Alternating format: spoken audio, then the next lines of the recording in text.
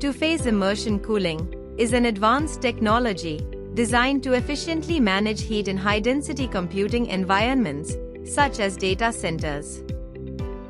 This method involves submerging electronic components in a dielectric liquid that can exist in both liquid and vapor states, facilitating much more effective heat transfer.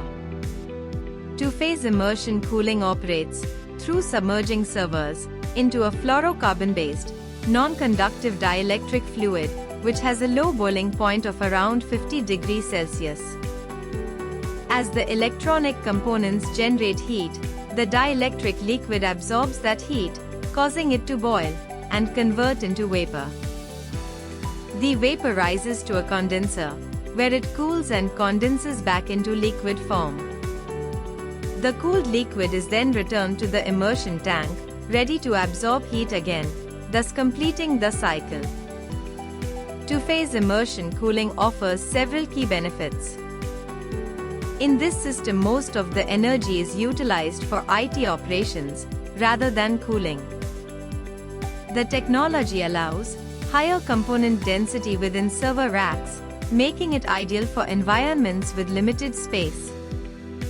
Maintenance is simplified as technicians can access components without needing to drain the cooling liquid completely. The stable thermal environment reduces temperature fluctuations and vibrations, potentially extends the lifespan of the hardware. With less reliance on fans and traditional air conditioning systems, two-phase immersion cooling reduces noise pollution and emissions. This technology is particularly beneficial for industries with high computational demands like artificial intelligence and machine learning. These applications require substantial processing power and generate significant heat, making efficient cooling critical. As 5G technology expands, edge computing facilities benefits from the compact and efficient nature of two-phase immersion cooling systems.